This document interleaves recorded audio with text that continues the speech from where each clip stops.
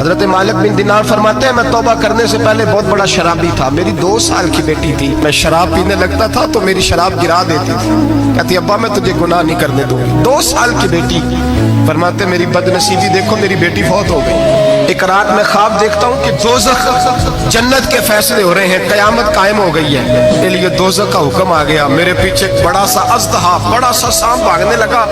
فرماتے ہیں میں دوڑتا جا رہا ہوں، ایک بزرگ نظر آئے، میں نے کہا مجھے بچانا، کہنے لگے بیٹا میں کمزور ہوں، میں نہیں بچا سکتا۔ کہتے ہیں مجھ میرا اشارہ کیا، کہنے لگے پہاڑ کی طرف جا شاید تو بچ جائے۔ کہتے ہیں میں پہاڑ کی طرف جا رہا تھا تو وہاں سے بیٹی آ رہی تھی، میری بیٹی دوڑتی آئی، میری گود میں بیٹھی اور ازدے سے کہنے لگی دفع ہو جا، تو میرے ابو کو نہیں جلا سکتا۔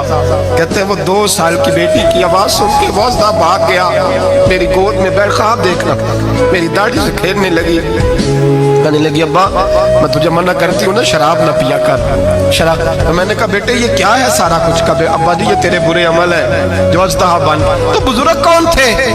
کہنے لگے بیٹے ابا جی وہ آپ کا نیک عمل ہے، پر وہ کمزور بڑا تھا، آپ کو بچا نہیں سکا۔ ابا جی بس کر دیں، بس کر دیں، اب آپ برے کام نہ کریں، آپ توبہ کر لیں، جو پچھلے گناہ ہو گئے میں اللہ کی بارگاہ میں سفارش کروں گی، رب آپ کے معاف کر دے گا۔ مالک بن دینار فرماتے ہیں میری آنکھ کھلی تو میں پکی توبہ کر گیا۔